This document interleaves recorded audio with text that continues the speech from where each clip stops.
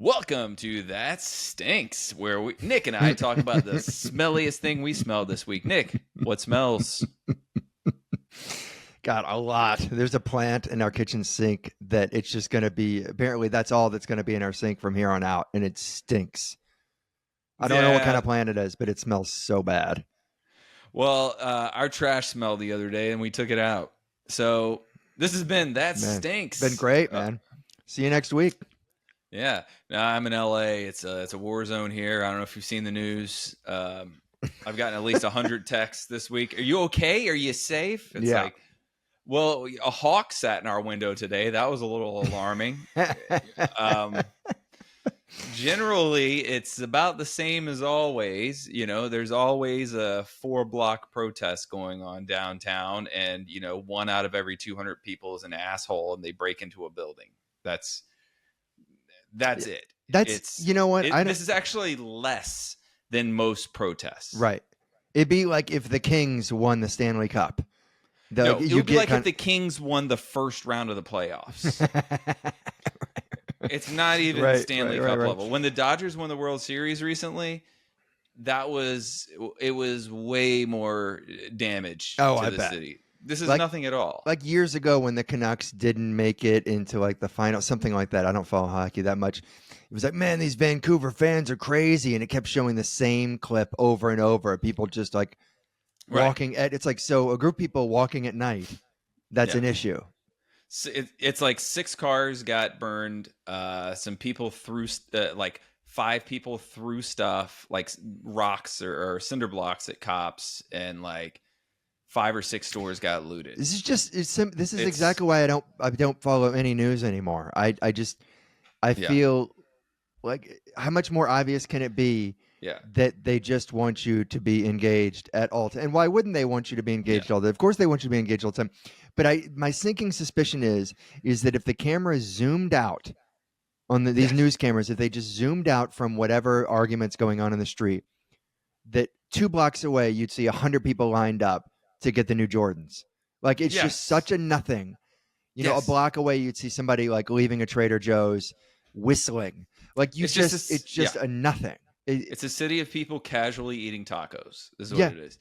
I mean, and that's really what it is. Like, people are going to taco places. People are like lining up even more than usual. I found, like, last night we went to this great taco place and the line was insane because people are like, man, we want to help people. I mean, we don't know if anyone here is undocumented or not, but just better safe than sorry.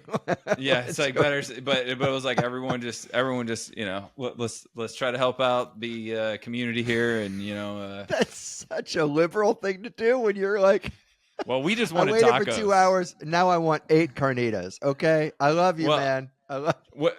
To be honest, when we went out, it was just like, I had a really bad day, and then Rachel was like, "What do you want?" And I was like, I want tacos at this place. So we went. And then while we were there, people were handing out flyers, and then someone in front of us was like, "Yeah," it's like, felt like a time to help out. And I'm like, "Yeah, let's call it that too, and not just I want some queso tacos." Yeah, you're fighting the man there, Ryan. I know. There's a comic that I know up here. I don't know their name, and that's probably for the better. That, like, for a while would take 3 minutes out of their set to talk about some war going on, and then would like sell keychains to support and like then send that money off. And I want to be like, look, I guess maybe I'm old school, but I just feel like if you're a comic, you should just be a comic. Yeah, I would say so. I would say that's probably the way to go, unless you're just more of those rah people. You know, we used to call them "giving up for the troops" comics. Yeah, is that still? No, it's always do you a think karaoke. People still call dude. that term, or is it like? Just is that from our generation? I don't know. I don't know, but I mean, you still occasionally see that at karaoke. Let's give it up for the troops, guys. Let's give it up. And then you just the cheapest, low hanging fruit that it's actually it fell off the branch, and it's now waist high. You don't even have to bend over to pick it up. You know what's funny is that the most sanctimonious one I ever saw. Should I say his name? I'll just say his name. Who cares? It was. Because he used to close his show. Got nothing but good press. On like an hour of stuff. He would do Q&A at the end of his shows. Uh-huh. And someone goes, he calls on someone. They go, Carlos, you got to give it up for the troops. And he goes, absolutely, you got to give it up for the troops, risking their lives out there. But you know who else takes big risks every single night? Because when I come up here, you guys may not like me, and I just lay it all out on the line with no regard for how I'm going to be received. And that's what makes me brave. That's what makes me. And I'm standing in the back with, this is the DC Improv, with the manager, John, and we're just looking at each other like, this is fucking flabbergasting. But did people buy it? Did people applaud him? No. Oh, this good. is DC. Good. Most people are military adjacent or friends are military. You know, we're 2 miles from the Pentagon at the, you know what I mean? And everyone's just like, yeah, no, I read the city that you're in, I guess. No, that's disgusting. And just, come on, man. I mean, he probably did annihilate. Yeah. I mean, he always annihilates, but I mean, it's just a bummer that he had to say that at the, why do you have to keep peacocking? Yeah. Like, isn't this enough? You're better off just like, you did your set, walk. Don't do a Q&A, please. Please don't do a Q&A. Yeah, I don't want to pile on him, so because I could forever. I saw so much, but I'm gonna let it go. Oh, there were a lot of college comics that did that. They're like, I push the envelope. That's what I do. Look at my website. Look at these tough topics that I pick up on. If you're offended, go to the taboo, door. And you can ask me questions at the end. It was just the easy. Yeah. It was actually brilliant because it's like, if you can't do the hour, because you always had to do an hour in these college. It's like, I only got 40 minutes. Hey, here's what I'll do. I'll do a Q&A for 20 minutes at the end. I would love for like a savvy audience member to be in there, like when a comic asks for questions and they just call out, "The Emperor has no clothes." Yeah, just like an old medieval taunt. Yeah, they wouldn't. They wouldn't get that. Yeah, the comic would be like, "I don't understand the question." Nick, you sent me a picture of yourself this week dressed as Darth Vader. I had this procedure done on Monday where they put in this little monitor at the base of the bottom of my esophagus to test how much acid reflux is passing through into my throat and making my life miserable for the past 15 years. And you never want to hear the word install. Yeah, that's what they did. They installed it. They had a guy from Fiverr go in there and put it together. Yeah, I had to wear this thing, this kind of, it was really like what Vader has on his chest. And I had to, like, it was just hung around my neck for the past 5 days, 24/7. It was miserable. And you just couldn't take any medicine. They were like, we need you at your worst. Yeah. At your worst to test this right. And you're like, what? So what you want me to antagonize my acid reflux and make it so I can never sleep and I'm always standing up? Is that what you want? Yeah. Why can't you just take my word for it? We got to know. And so I just had to push buttons in like, oh, I'm experiencing acid reflux now, or heartburn now, or I'm regurgitating now. And I'm just pushing them all the whole week like I'm playing the violin. It was, it sucked. It sucked. So you got balls. Results. They got something. Hopefully they can figure it out from here, right? Yeah, but I mean, here's what it is to be old. Like the best case scenario is they're like, yeah, we'll now have surgery. And we're going to wrap your stomach around your sphincter. That's what I'm looking forward to. That's what it is to be 47. I'm hoping that happens. I got one for you. But actually, first, have I told you about the sleep study I did in New York before I moved to LA? Like a year before I moved. So my friend and roommate Al, he had gotten a temp job at this company that would like, not staff, but get volunteers for medical research. Okay. And he calls me up at home. He's like, this one actually doesn't even sound bad. You just stay awake for 24 hours. I don't like that at all. Like $2,500 or something like that. Oh, I do like that. Yeah. Yeah. And I was like, yeah, I'll do that any day of the week. Of course. Sure. So, and I didn't have health insurance. I didn't know anyone who had health insurance in New York unless they had a corporate job because it was like $800 for a shitty policy. So I got a free physical out of it too. Wow. So I sign up. They do the questions and I get the physical and then I show up and I still don't know any details. Have you ever wanted to murder one of your friends? Yeah, sure. Many times. Well, So here's what happens. So I get there. I'm thinking I just show up and then stay awake for 24 hours. No. What they do is just feed you plain pasta for 24 hours. You can't stop eating at any point? It's normal. No. It's just that the only calories you ingest are just plain carbs. Okay. Because they want things that are just going to cause an insulin spike and then make you sluggish and stuff like that. Okay. Right. About 8 hours in, they attached electrodes to my head. I'm going to put a photo on here for the YouTube version. I counted, I think it was 36 electrodes, head and abdomen.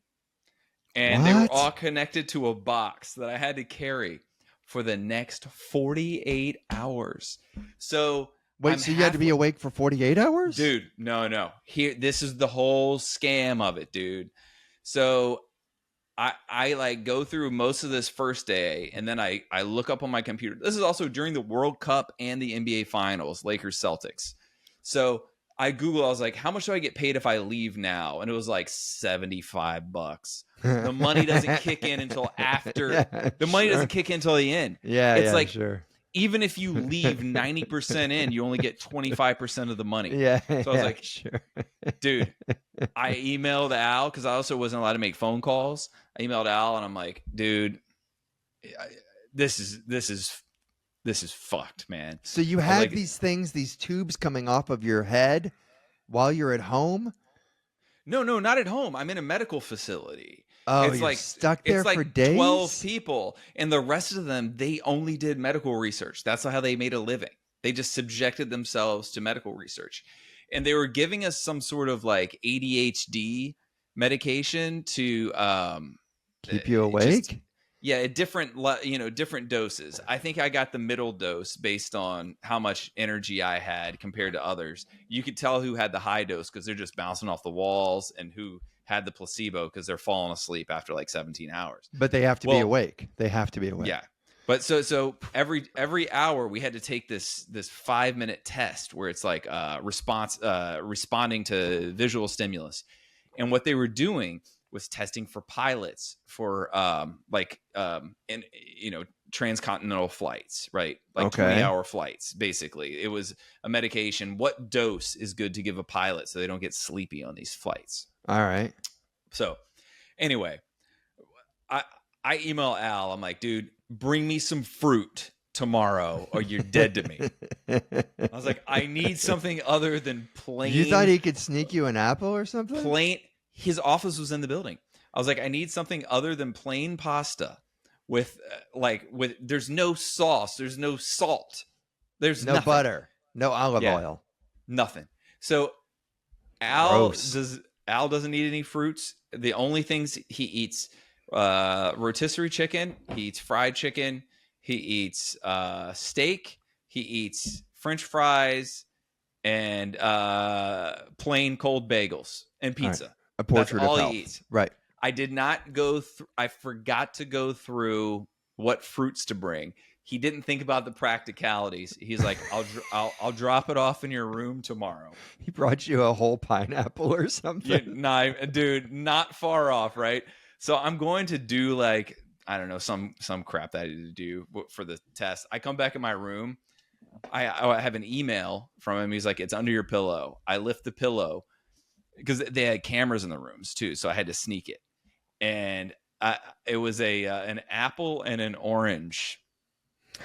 So I had to go into a bathroom stall and crunch through an apple and then peel an orange. The fragrance that orange did they catch emits. No, they didn't. But then I found out the other people there, they'd all smuggled in cashews. They're used to doing these tests. They were prepped. So the tests are actually bogus. All this stuff that's based on tests, they're kind of bogus because people, they know that people, it's kind of a marriage. They know they're going to cheat. At least, I mean, I don't know about that part, but I don't mean like a marriage, like, you know what I mean? It's an arrangement. Like it's a gentleman's agreement that the medical people kind of know that there's going to be a little bit of fudging on, I don't think they wanted that to happen because we had a little bit of a revolt during the fourth quarter of the Celtics-Lakers game. So this is the 24 hours we have to be awake. It ends up being 72 hours, by the way. So that you're stuck there for 72 hours? Yes. So the Lakers Celtics, this is like game 7 or whatever settled it. It's like 2-3 minutes left in the fourth quarter. And they're like, okay, everybody to your rooms. You have to do the test. And everyone just said, absolutely not. Absolutely not. I remember it was a U.S. World Cup game. I had it on my screen as well. So I'm doing it on my computer, and I'm also having their test thing. And anyway, we just all refused to go in. We're like, we're watching the end of this game. I don't care. What are you going to do to us? You gonna fail us all? So we watched the end of the game. But after this 24 hours, man, one flew over the cuckoo's nest. After the 24 hours, we still had to stay and sleep a regular night, and then wake up and do the test again because so they could check our biomarkers and make sure everything's okay. Craziest part of this is they want everyone to sleep the exact same amount. They can tell if you're sleeping because they have all these electrodes reading your brain. Right? They're still on you? Yes, the whole time. Probably 64 to 72 hours. Predator's hair. That's what I'm thinking.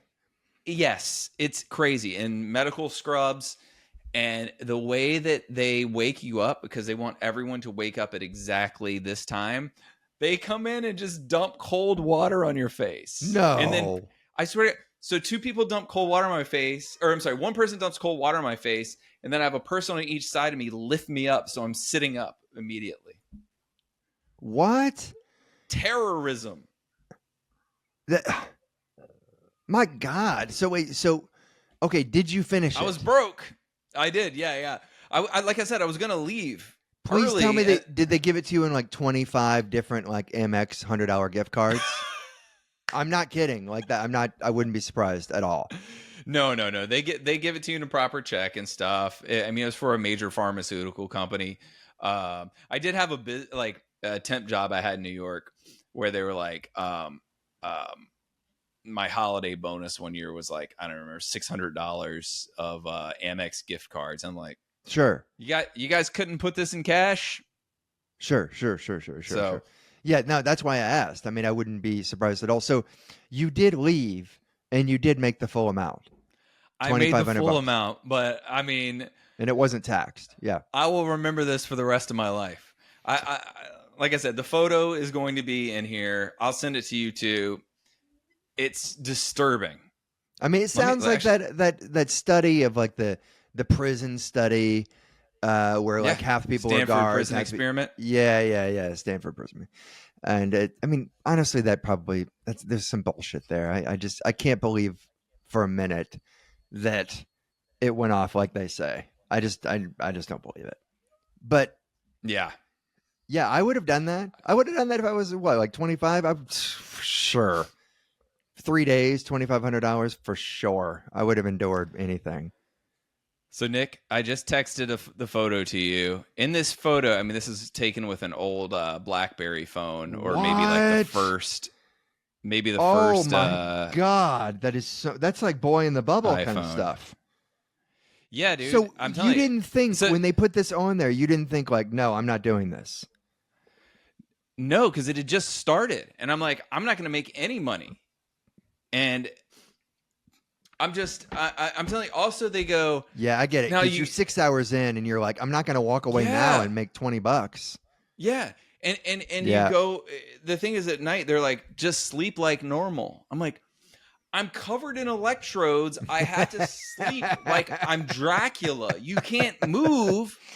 And the gel that they use to connect it it's insulating. It raises imagine if your head is 10 degrees hotter than the rest of your body. And they go, just sleep like normal. Oh, also one time at night, one of the electrodes came off of my head and they rushed in and start fucking operating on my head to put a new one in. It looks like you got now caught just up go to sleep in a humongous spool of dental floss.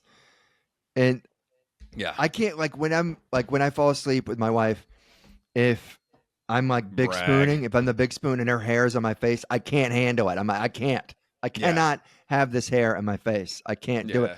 And that's what this is. It's just like Yeah. you just have a bunch of weeds all over your body. It's wires awful. coming down my face. Literally wires coming down my face, behind my head, and you don't even see. They're all the way down my torso, down to my belt line. No, that wouldn't also, even. It's on the face that would bother me. There were also some on my legs too. I forgot, like on my upper thighs. No, like they're checking those arteries. This is what it felt like if with RoboCop.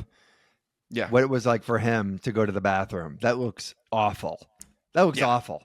Having said that, I would have 100% waited in line to be able to do that when I was 25 years old. 100%. Absolutely. Why wouldn't you? Why wouldn't you? Free money, and it was like I'm not taking like an experimental drug. It was basically Ritalin. I took 1 dose of Ritalin, basically. Yeah.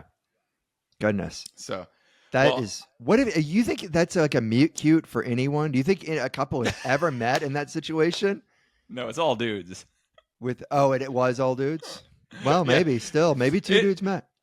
It's all dudes who were like, who you got in the finals? You know, it's like it was very specific type of guy who does not want to have a job and wants to live off of medical tests, just subjecting their bodies. I mean, that's what I did in college, like any kind of psychological experiment. Really? Like where you're looking at 2 screens, it's like push the button for which one is the triangle, and you're doing it for 2 hours, and they give you $7, and you're like, yeah, I'm gonna go get some Natty Light. Some of the people there knew each other from previous tests. Sure, they'd be like, "Oh yeah, I know him from AIDS or whatever." You know, I can't remember what they would have been. Oh, we know each other from headache. Yeah, no, sure. So let me tell you this. So I've had like this recurring thing on the side of my nose for a few years now. It would just pop up, this just weird redness that was sometimes like a little bit of blood would come out, scab, and then it would go away. And then it would come back like a few weeks later, and it just over and over for years. And I always thought, what am I doing wrong? What am I doing wrong? Blood shooting out of the side of my nose. I'm like, and your bandage is on the side of your nose. This is not a nosebleed. It's just coming out the side. Yeah. It's like, I'm like, I don't know what's happening here. And it just happens. And I was like, maybe, you know, if I'm on a flight and I'm trying, like a red eye, I'm trying to sleep, I wear a sleep mask. And like sometimes in the morning, if a light coming in wakes me up, I'll put the sleep mask on in the morning. I'm like, maybe that's it. And then a few weeks ago, I'm like, but why would it only cause a problem in this exact same place in the exact same shape for a few years? Odd. So finally I was like, wait a minute, this actually might be a problem. So I set up an appointment with my doctor, first primary care, and I go in yesterday morning, and then I'm told, okay, you need to see a dermatologist. And then they give me a referral, call the dermatologist. They go, can you come in right now? So I go in yesterday afternoon, and they're like, okay, that's what you want to hear. Yeah, they're like, first of all, I'd never been to a dermatologist, and it's weird to go to a doctor that's like, we can remove cancer, or we can take your hair off your ass. You know, it's weird. Yeah, it's highly specific and all over the map. I went to the dermatologist all my teen years because of acne. That is exactly what they can do. There's a ton of stuff they can't do. Yeah. And some random shit that they can't do. Absolutely. So the doctor says, okay, it's pretty much nothing this can be other than carcinoma. So skin cancer. And she's like, we'll do a biopsy right now. So they did the biopsy, which is why I have this. I have to cover it in like Vaseline and put this on. Hot. So they do this, and I have to wait a couple weeks to be verified. But it seems that I'm going to be embarrassed if it's not, honestly, because what else could it be? I'd love it if they're like, yeah, it was just. Turns out you're doing something pimple. wrong. That's it. That's all. Yeah. Turns out you're doing something wrong. We don't know what it is, but you're doing something wrong. What, you drink water? Oh no, Ryan. No. So I'm very bummed, right? That looks like I have skin cancer, right? So it's a down. We'll call it a downer. All right. Now I got to check that all on the forms. I drive home. Rachel and I get home at the same time. I get out, and she goes, "Oh my God, you have blood on your lip."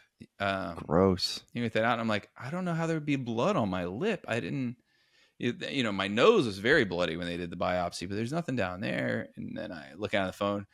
Turns out when I went in for my appointment and the biopsy, I had buffalo sauce all over my top lip. That is so gross.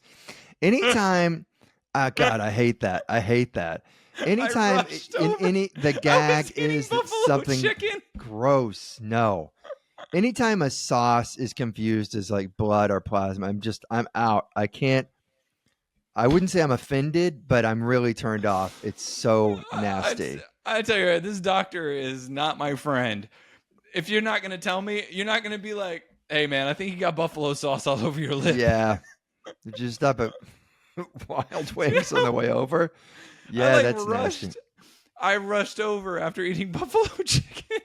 I didn't see a mirror. I always napkin. And so anyway, appears I have. You didn't go to the bathroom?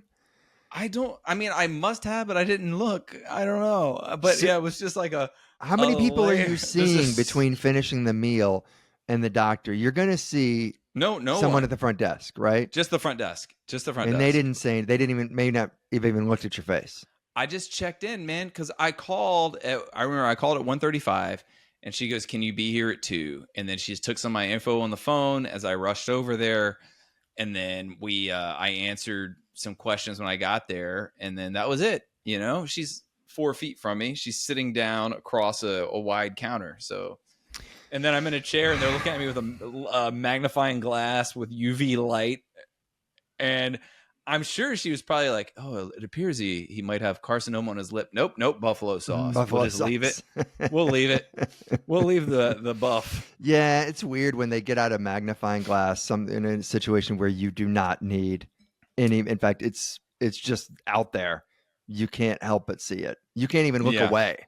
And yeah, let me look at this magnifying glass. Oh, your entire face is covered in blue cheese.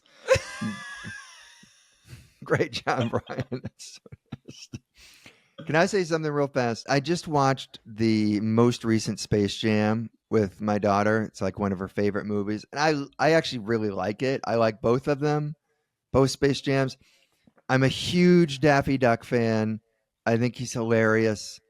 He's got the best line readings of any of the tunes. And Don Cheadle's just fantastic as the opposing coach, right? Loving it all. But then it just, what happens is that LeBron ends up having the scene where he has to apologize to his son. And I'm just done. I'm done with all of these movies where Ronnie, I'm sorry for making you play in the NBA. Yeah. Where a parent has to apologize to a kid. I hate it. It's such a cheap character arc bullshit of like, dad was mean. Was he? Because like his son in the movie is like creating video games and he wants them to be a basketball player and he's, why is that mean? I take your point. I agree with your general point, but on a specific case, I think maybe he should have let Bronny go into video game development. I also saw someone say that Angel Reese plays basketball like Patrick Ewing after the Monstars took his powers. And you look at it next to each other, it's like, oh my God, yeah. He doesn't look at the basket when he shoots. He just kind of. I really liked Patrick Ewing's performance in that. I like Patrick Ewing, period. Amazing. Yeah. He is. Man, what a guy. I wish he didn't play for the Knicks. Can we get one movie where it's just a kid being resilient? And like seeing that the parent is like giving them a fairly even-handed and just a fair bit of criticism, and like the kid, Karate Kid. Yeah, yes, actually, I don't think Mr. Miyagi ever apologizes to him. No, Karate Kid's the perfect illustration of that. Yes, at least that I can think of. And I don't think there's been anything since. Let me tell you something I saw, because we've been doing this conspiracy theory segment, which is very I'm ready to go. But before we get into it, because you're going to drive this one, I saw that a conspiracy theory is making its way into actual news.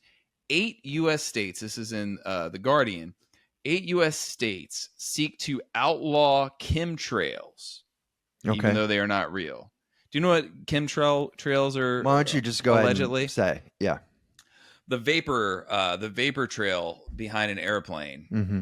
They're saying that's not water vapor or, exhaust or any combination of these things. They're saying that they are chemicals that the government is putting on somehow around planes that then sort of pours down on us and allows them to control our minds. And that keeps us from doing things like protesting the government and voting. It's like, what are you talking about? It might be the dumbest conspiracy theory there is. I don't know, buddy. I found some really lame ones. Are you ready to go with this? Well, let me tell you what states are have these bills before them. Let's get to that. Louisiana, Florida, sure, Tennessee. Yep, for sure. Are you just going to do the whole South? Alabama, North Mississippi, Carolina, Georgia? That's a shocker. I don't think that's going to pass in North Carolina. It doesn't list all of them. How's it not list all of them? When I saw this, my first thought was, what are the states? Lead with the states. So that we can all point our fingers and be like, yeah, of course it's Alabama. Yeah. Arkansas. Right, well, it doesn't list them all. It just says at least 8 states. God, I'd be sad, especially if Texas gets lumped in. Then you just or 8 states, not at least. You're gonna get the 4 corners as well. That's really lame. It's just, but also just par for the course. Now, this is what it is. Okay, you ready for a little conspiracy theory fun? Yeah. How does this work, Nick? Here are 3 conspiracy theories. One of them I made up. 2 of them I did not make up. You're gonna. That means you believe the other 2? I don't believe any of them, or maybe I do. It does. That's actually kind of irrelevant to this.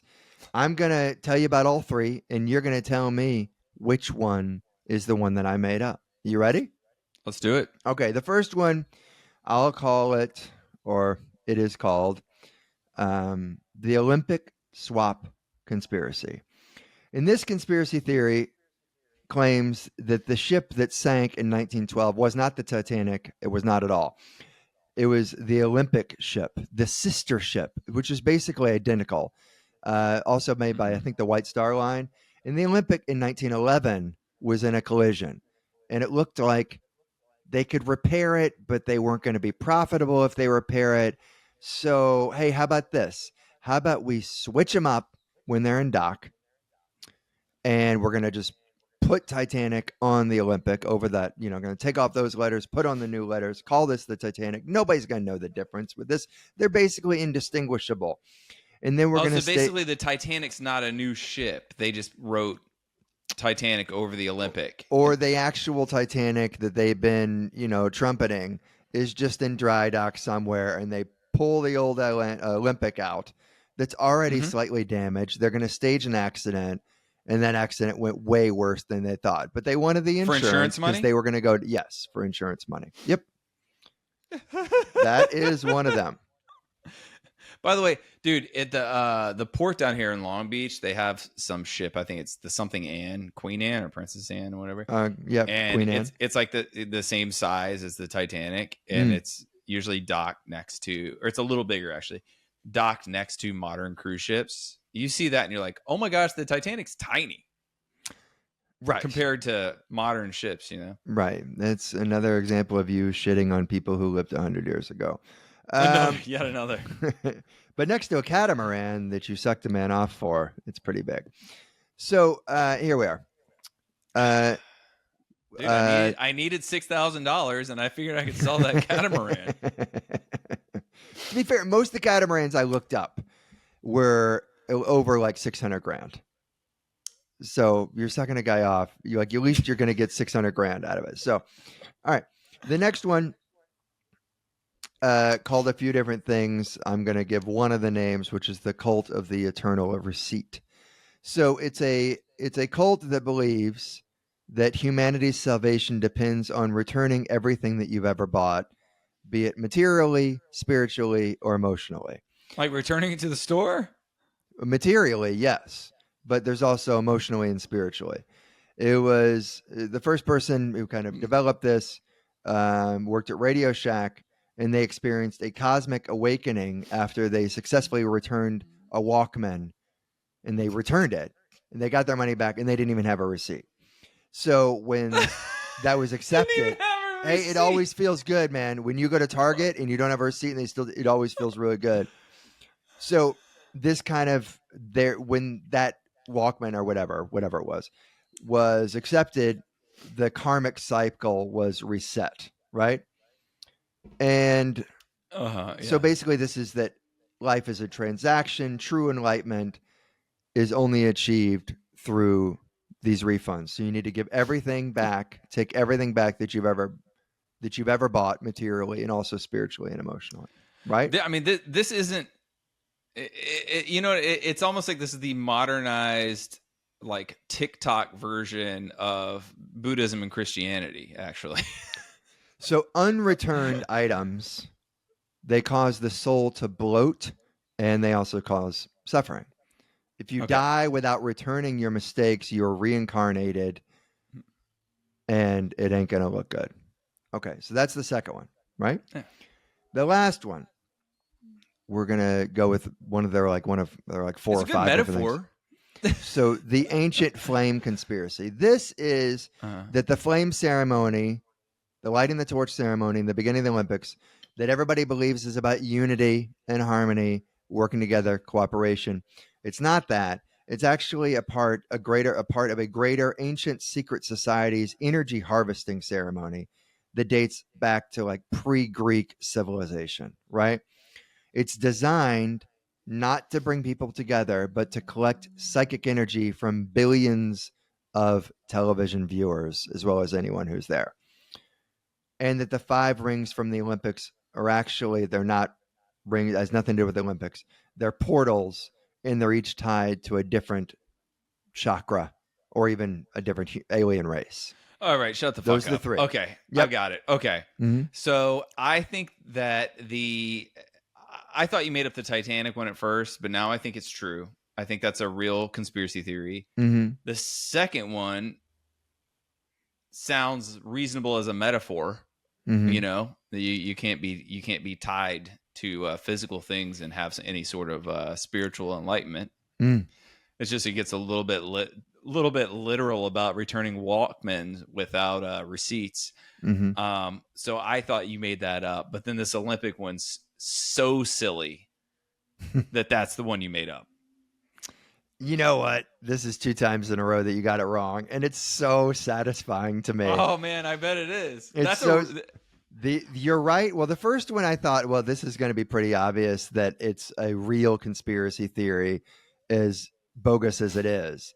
But the Titanic Olympic thing is full of holes. It's not true, but it is a conspiracy theory. Wow. Right? We're going to kill hundreds of people for the insurance money. Yeah, well, on this boat. Sure. That probably has happened. The ancient flame conspiracy, also a real conspiracy theory. Not that too many people believe in it, but it is an existing conspiracy theory. Man, we are in a world of idiots. The cult of the eternal receipt. Where had I read this, when you said Radio Shack, I should have. It sent an alarm off when you said Radio Shack, and I for some reason I let it go. If you had said, and he was a member of the Battery of the Month Club, then I would have been like, all right, shut the fuck up. There are 2 things I didn't say. 2 things I didn't say because it would have just been too obvious. One is that every member of the cult must keep every receipt they've ever received stored in a sacred binder called the Ledger. Yeah. And that if you die without returning your receipts or your mistakes, you're reincarnated as a clearance rack item in a Ross dress for less. Yeah. I also should have known because of your commitment and love of returning things. I should have known that this was yours. You think you're receiving some sort of spiritual cleansing every time you take some tube socks back to Target. What are you talking? Everyone is like this. It feels good to return something. And the king of keeping receipts is my brother, and it has not served him well. Let me tell you, the Radio Shack thing reminded me. My friend Craig, one of my best friends since I was 11. the things where we realized he was nerdier than us. It was not when we found out that he was hugely into Star Trek in middle school. We found out his favorite video game, because we'd always play Madden together and he was terrible at it. And then we found out his actual favorite game was a game called Wall Street Kid. What? You're a kid who's an investor and you're trying to create some sort of financial security so you can provide for your family in the future. That was a game? Yes, you can watch it. You can watch the simulation of it on YouTube. One day we sat down, we all watched it, and we're like, Craig, you were the most responsible person on the planet. Kid, man. And then the other thing I remember in college, I looked at his keychain. We were roommates, and his keychain, he had like one of those. You'd have like the grocery store card or whatever. Yeah. It was the Radio Shack Battery of the Month Club. Wow. I mean, he seems like someone, like a character that would have been in Van Wilder, where like just encouraging Ryan everyone Reynolds to be has reasonable, to get him laid, and like it's this huge thing. That's like one of the story arcs. Well, we were always on the same page, because anytime like our group of friends did some kind of crazy stuff. But anytime I don't know that I believe that at all. Anytime it was getting too crazy, Craig and I would just stay home. No, like invited to this frat party where these dudes were douches. And so what we did one year, we were like, wait a minute, these fraternities they're doing these rush things. There's a different one every night. They're like, if all 10 of us go together on all of them, we can just get a free meal and entertainment every night. And then we just turned them down, right? And this one, they were the worst. And the guy said some really gross things, like over the top misogynistic stuff while they're driving us to laser tag. We played one game. Yeah, they're driving us to laser tag, and they were like, we played one game of laser tag, and they're like, all right, let's go back to the house and drink, and we just go, nah, we're gonna play more laser tag, because we outnumbered the number of them who brought us there, and we just made them pay for us to play laser tag for a couple hours. It was hundreds of dollars. And then that weekend, they called us, and this is the Teeks, if you've heard of them. They called us that weekend. They're like, hey, one of the brothers works at Outback, and the walk-in is it broke. So they have to give away all their steaks, and we took like 50 pounds and we're having a barbecue. Craig and I are like, we're staying back. This doesn't smell good. And a bunch of our friends went, and then eventually got kicked out because this one guy started chopping down a tree. Dude, I'm sorry. You had me at the saying, like the misogynist ranting as he's driving you to laser tag. Yeah, it's a laser tag. God, man, they should just know their place. This is ridiculous. Just stay in the kitchen. No. They should be born with an apron.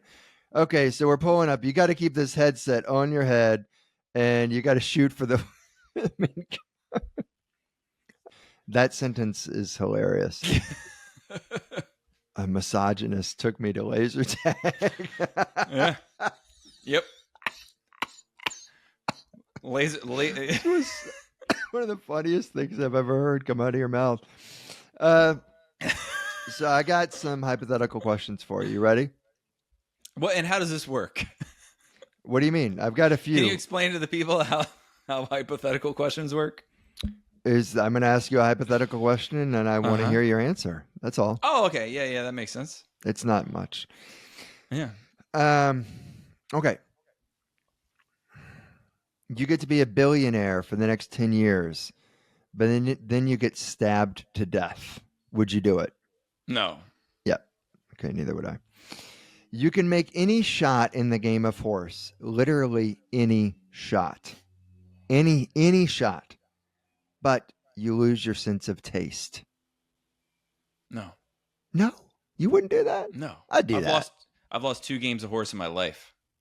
Yeah, but this is any shot, man. You can take this on the road. You can just go. You can hustle whoever you want. Any shot, as long as it's horse. I'm out.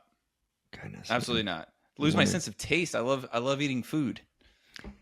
But who would sacrifice their sense of taste For a shot in horse? What are you talking about? I'd do it. I would do it. Yeah. What about your hearing? No, I wouldn't. No. Look, man, I just went through acid reflux stuff. I'm probably going to be eating like bile, Melba toast the rest of my life anyway. So there's not a lot there. There's another one that my friend sent me. No, here, I'm going to ask you something else. For whatever you have in cash right now, you can have Steven Seagal's career in the 80s and 90s for the next 10 years. But you get all the bad that comes with that, too. I don't understand this question. Do you not know Steven Seagal's career from like the 80s and 90s? Yeah, of course. But what do I get? You get his career for like the next, 10 years. Out for Justice, Under Siege 2, all that stuff. With the paychecks he got? Sure. But and you also don't end up having to become a Russian stooge like him? No, you're going to end up like you can go on and live your life however you want, but people are going to remember, they're going to remember you like they remember Steven Seagal now. What do you think? Still look like you, but you have his career. I have a Steven Seagal story I can't tell on the podcast. I'll tell you after. But what's the money thing? No, a good thing. I don't know. Whatever he made for those movies, I'm sure he made a killing. Oh, okay. But what do I give up? Because you said for whatever cash I have in my accounts. You're going to obtain his reputation as well. It's fine. Who cares? People think I'm not as good at karate as they want me to be. Who cares? I think it's worse than that. But okay. What else? So you're a yes on Steven Seagal. I didn't understand the part where you were like for the money that you have in your account. Because I don't know what. If I say $100,000, you're gonna be like, well, I don't have $100,000 on me. So that's why I just said for whatever you have. But you're saying it's for Steven Seagal's career. Yes. It's for his career, but it basically starts... Well, he's making millions a year, so I don't understand this. Where does my money come in? I just don't think you know as much about Steven Seagal. I don't think you know enough about him to answer the question. Where does my money come into play here? I don't understand that. You have to give something up. You're also giving... Why does it matter if I give it up if I'm getting millions back? How's that... Oh, my God. Fine. What you're giving up is essentially whatever your next 10 years would be if you just stayed the course. And you're getting his best 10 years, but you're also getting all the bad shit that he gets from that. I don't know what bad shit he gets. Other people make fun of the ponytail. You don't know enough. Somehow you were born at the same time as me, and you don't know that much about Steven Seagal. I just figured it was just a sure thing that you would know about him. I mean, look, people make fun of him because his karate's not as on point as Chuck Norris. All right, and who's going to disagree with that? But who wouldn't want to be an action star, even if it's terrible movies? Who would turn that down? Watch out! I don't want to be an action star. What was that? Watch yourself there. No, that's nothing. I don't see the downside. Yes, because you don't know what people actually say about him. You only know one thing, and it's a nothing. So you don't know all the rest of the stuff. I guess not. Let me tell you this real quick before you go to the next one. Okay. This guy Josh, I know, his old roommate was a male escort. And he had a client who would not see him in public. And the roommate refused to leave. And he was like, you better not leave your room. Okay. Tonight. He said after like 8 hours, he had to piss. He came out and his roommate. What? Yeah. What? So how can you not answer my question then? It kind of makes me think that's like a leverage that Russia's holding over him, and that's why he defected. It's like he's worried that'll fuck up his reputation or whatever. Look, now my mind is blown. So you didn't know about a lot of stuff that's been said about him. Fine. But you did know that this is a story this guy Josh told me. And you did know that story, and you still said yes? So basically, I don't... So no. From what you know, you would have 10 glory years of some crazy movies, and people like you're just kind of like fun and ridiculous and over the top and whatever. And then the downside is that people don't think you're actually that good at karate. Who cares? And two, that your friend's brother. So, Mike, and you still are on board for it. So you did have enough information to answer the question. No, No, but that's not public information. And I can't put it on the podcast. But it's enough information that you could okay, all right, you really wait. But it's not. That's not a reputational thing. I mean, what's? I don't understand the reputational thing. The only reputational thing is like his movies are ridiculous. But that's not the only. We don't think he's that good at karate. You keep saying that, but that's not the only reputational thing that people say about him. What is there? Tell me. There's tons of stuff that he was just a complete piece of shit. That he was terrible with every actress that was on every movie. That he would harass. He would abuse. All of this stuff. Oh, I see. I don't know this stuff. How do you not know this stuff about Steven Seagal? How do you? This is basic stuff. You reading Steven Seagal news? No. What are you talking about? I don't know this stuff. This is just out there. Anyone who has a conversation about Steven Seagal, this stuff comes up. I don't know any stuff about actors and stuff. I just found out what Roman Polanski did. When? You just found that out? In the 60s. I know when he did that. When did you find it out? I don't know. It wasn't just now, actually, but that Roman Polanski stuff is nasty, and he admitted it. He admitted all of it. Yeah. He's like, I'll admit to all of this stuff, and he did it all at Jack Nicholson's house. Jack Nicholson wasn't there. But I just don't know the Steven Seagal stuff. All I'm saying is, if I could star in Under Siege, I would. If they were doing, because they're doing a reboot of Naked Gun, and when I saw the trailer, I was like, this looks like an awful version of Naked Gun. And then the title comes up and it says Naked Gun, and I'm like, oh no, they're ruining it. If I could do Under Siege, and I'm just doing Seagal's part with the current karate skills that I have, which are nil. It's just from like whenever me and my brothers would watch Bloodsport, and then we would be like, okay, I'll be the Spanish guy, you be the Brazilian, I'll be, that's all. I can do the one kick. I can do the kick with a scissor where you lead with one and then you come across the face with the other. I can do that kick. That's the only thing I can do that looks remotely like martial arts. All right. Let's rephrase it. So forget about Seagal, although that is like, it is an interesting hypothetical in the way that's like you get this reputation that is not deserved as like an abuser, harasser, all that. You don't know. Like you didn't do any of this, but yet you get this reputation. I mean, obviously he did. But I don't have to have his personality, do I? Huh? I don't have to. No, you have to read the lines that he has. Okay, but okay. In real life, I don't turn into him. You become an action star of, we'll say, the next 10 years. And like 7 movies from the 80s and 90s, great action movies. Mm-hmm. But, they're from the 80s, are remade. Your cast is the lead actor. You have to do all your own stunts. You have to do all your own fighting. And people love them in the way that they love Sharknado. Love it. Like you come out with a lame-ass kick and then the dude just like flies off the screen. Love it. Absolutely, right? I mean, it's easy. The only thing that makes it hard is if you know about Seagal's reputation. I once asked an agent if he could please exclusively send me out on auditions for bad B movies. Yeah.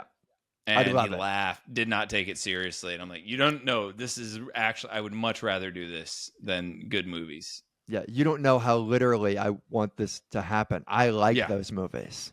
Yes. And I don't care if I'm known as a good actor or not at all. Yes. It's fine. Even if it's like, well, on this one you make $1 million a year. This one you make $65,000. I'm taking $65,000. I'm taking the $1 million. I get to be an American Ninja 6. I'm going to take the $1 million on that one. But otherwise, I would much rather be in a bad example. movie. Yeah. That was an extreme example, but yeah. Yeah. Would you rather be in A Beautiful Mind, or would you rather be in, Kickboxer 2? I'm going to go with Kickboxer 2. Yeah. I mean, all day. Of course. It's not even close. I mean, any of the American Ninja movies, too. Good Lord. Roadhouse 3? Yeah, let's do it. I mean, just the scene where he puts the bucket over his head. American Ninja Warrior. Am I wrong? That's the first one, right? American Ninja, not American Ninja Warrior. Yeah, gotcha. The best, guys, if you're a casual American Ninja fan, you need to watch. American Ninja 4 is the best, but if you have not seen them, know this about the series. Michael Dudikoff was too busy. He could not do, I think it was part 3. Someone else played him in part 3, and then he came back for part 4. He might even play a different character in a different one. It's incredible.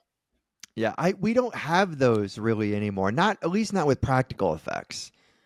And I think for me to do them, I would want them to be practical effects. I wouldn't want any kind of like green screen and Burbank kind of stuff. I want old school.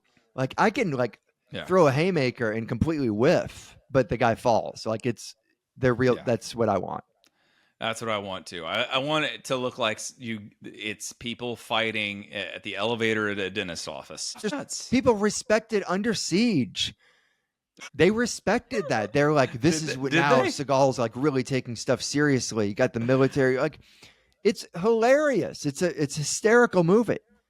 He got Tommy Lee Jones. I'm going to look at the Rotten Tomatoes on Under Siege because I bet it's about 17. I'd say it's at least 65. Oh my God. At least 65. It's 83. Sure. It's 83. What's the audience score? 110? 62. Dude. I told you, man. I stand corrected on this. Yeah, you do. Gene Siskel, the tension and humor level, the tension and humor level tail off a bit toward the conclusion, but Steven Seagal and Chicago director Andy Davis clearly declare themselves as top flight talent, rated 3.5 out of 4. Dude, I did not know. 3.5. Of course, the humor tails off when they're about to set like a nuke on Honolulu. At the end of the movie, yeah, the humor's going to tail off a little bit there. I did not know anyone thought this was a serious movie. This is wild. Thank you. People took this stuff seriously. People took Rambo 3 seriously. It's because I see them as American Ninja, but with a budget. You know what I mean? Yes, that's what I was saying. That's There's your a big point. difference between Predator and American Ninja. I get it. Action movies simply do not exist anymore. If you want to call Predator an action movie and not like a sci-fi action, whatever. And we were just talking about practical effects. Oh, practical. Yeah. They do not exist. Yeah. Like a choreographed fight. That is one of the things when you watch an old movie, Apocalypse Now, and you're like, oh, was that animal actually just killed? Yeah, right. Absolutely. Yeah, man, it's crazy to go back and I just watched Jurassic Park. The first one, and they actually killed 3 T-Rexes. Those velociraptors sadly met their end. No, but there are a lot of practical effects in the movie. And it looks kind of fake and, but you're just more with it. You're more on board with a practical effect that looks bad than a CGI effect, in my opinion. Yeah, I don't see how anybody can be on board with a CGI effect. I heard someone call a 14 or 15-year-old the other day naive, and I had to just bite my tongue. Like, I guess you don't know what that word means, or that there's like a certain age where you can start saying that about somebody. I wouldn't be surprised if like the Latin root of the word means 15-year-old. Right. Right. Let me tell you this before we play Rank Them. I read I'm a big Brian Wilson fan, by the way. He passed this week. Yeah. And I saw this segment from an interview. It was like Brian Wilson on the movies. This is in like early 2000s. The interviewer said, have you seen any interesting movies that you liked recently? And he goes, oh, I've only watched one movie in the last couple years. It was pretty funny. It was an Eddie Murphy movie called Norbit. What? And then the interviewer says, what's your favorite movie? And he goes, Norbit. And I don't know if it's real or not. I refuse to Google it. I just want it to be real. Yeah. There's probably a 90% chance it's fake. But if it's real, oh my God. Sometimes you want that AI stuff just to be real. Wait a minute. This might be real. It'd be great if it were real. Dude, it appears it's real. It appears his favorite movie is Norbit. I don't know. I don't know. Oh my God. His 3 favorite movies, Pinocchio, Norbit, and The Birds. The Birds? Yeah, that's a low-tier Hitchcock movie, actually. Wow, that's wild. It's kind of like on Instagram you see all the time, like Wheel of Fortune, and it's always this dated thing. Wheel of Fortune 20 years ago. Remember when this guy said this? And like guy buzzes in and he's like, lame-ass motherfucker. And they're like, you're right. I love it. It's just feed me more. Love it. Give me the rank them. We're going to play Rank Them. Rank Them is a game where I give you 3 characteristics. This is a person who's perfect for you in every way except these 3 defining characteristics. You're going to spend the rest of your life with them, but this is permanent, cannot be altered. Number 1, carries a half-full gallon of milk everywhere she goes. Always has it in her hand. Just lugging around a half Brutal. Gallon of milk. Brutal. Number 2, entire diet is muscle milk.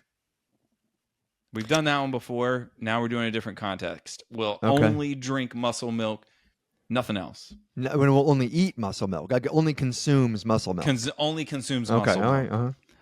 And number 3 is an anti-milk activist with whom you have to attend at least 12 anti-milk protests each year.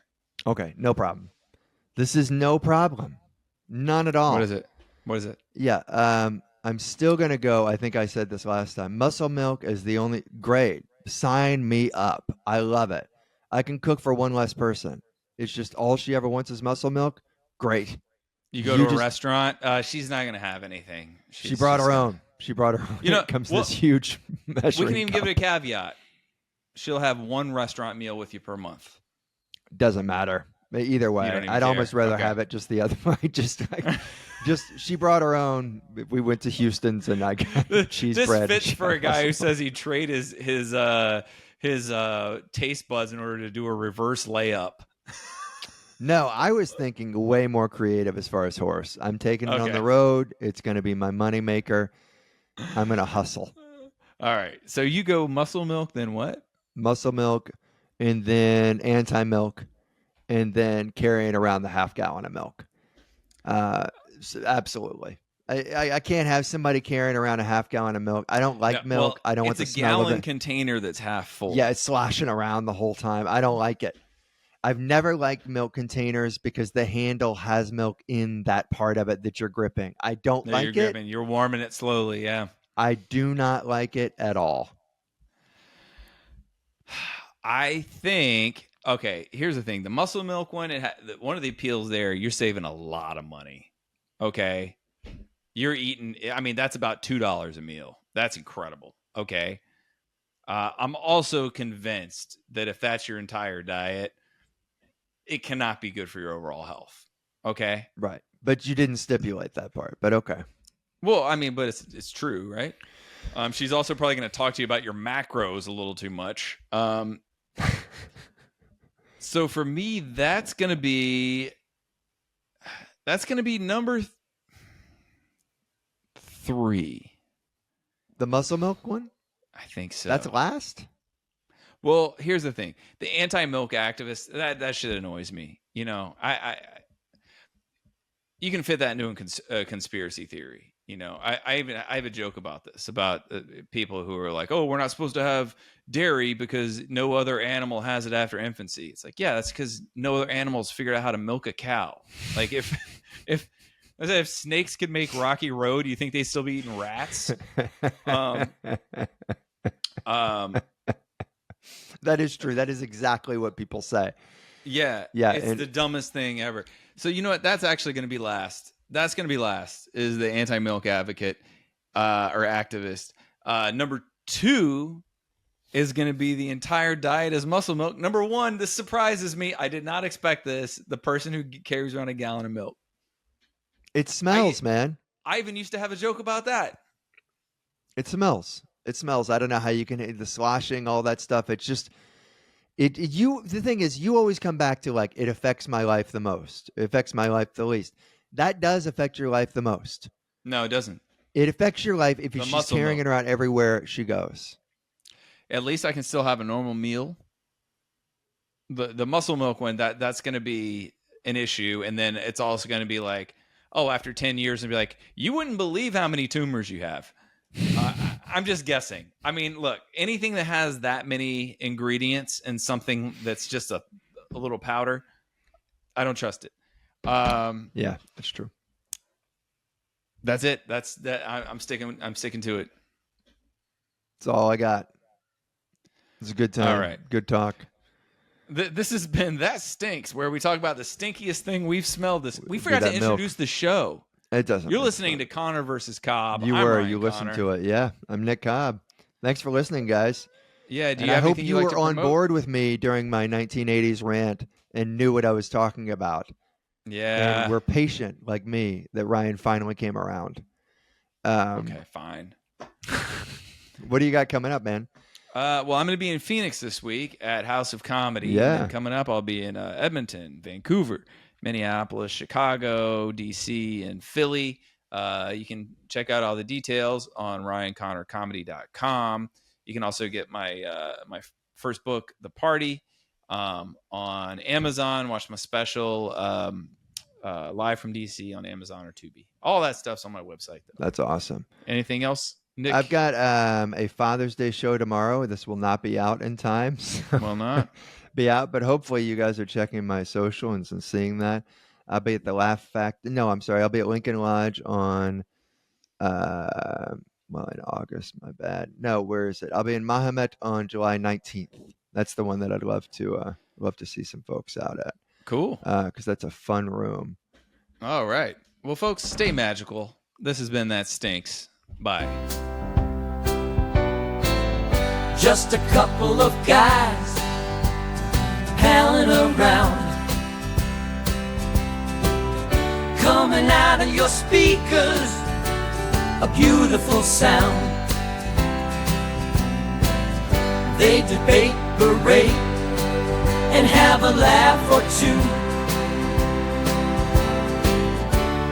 Conner v. Cobb, for me and for you.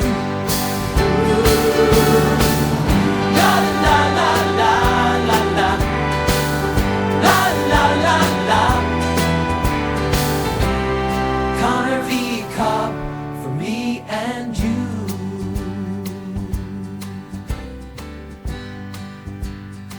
Ryan and Nick. Nick and Ryan. The Scoundrels of the Hour.